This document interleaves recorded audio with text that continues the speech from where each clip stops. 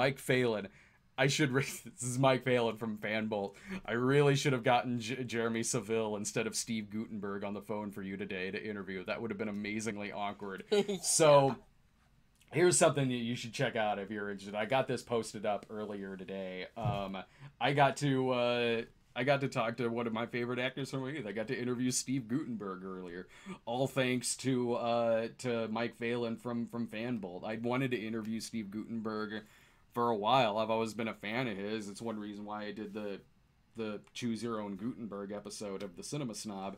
And so Mike over at Fanbolt interviews a lot of people. I contacted him. Was like, he could help me like with finding certain people to interview, and he sent me like publicist information and some email addresses for a few actors. And I don't do a lot of interviews, so I'm not used to kind of writing to a lot of these people. Yeah. But I did, and didn't really hear back, which I kind of understood. But then Mike himself reached out. I got a phone. I was putting together this show for the Loquisha show. I get a call from Mike earlier, and he goes, "Okay, so me and the guys, we did get in touch with Gutenberg's people, and you are able to interview him." I'm like, "Oh, really sweet. Oh, cool. When's the interview gonna be?" And he goes, "In 10 minutes." And I'm like, "Crap!" Yeah, you didn't even tell me. I was like, "What are you doing, honey?" And you're like, "I'm just writing something down."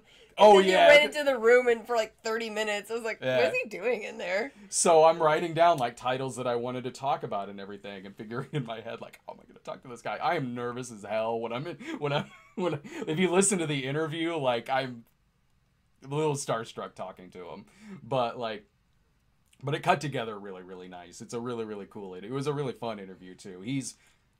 He's a very good person to interview as well, because he has very good answers and very intricate answers to what he's talking about.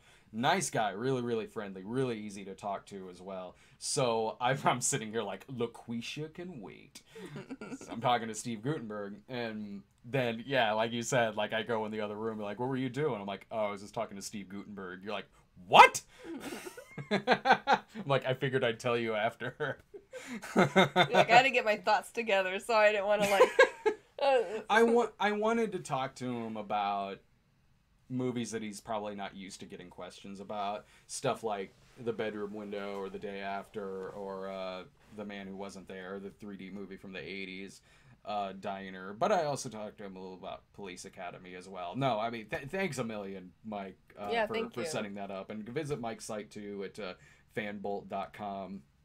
Thanks a million. That was really cool of you, and it was great of Steve too to take time out of his day to talk to my stuttering ass for 20, 25 minutes.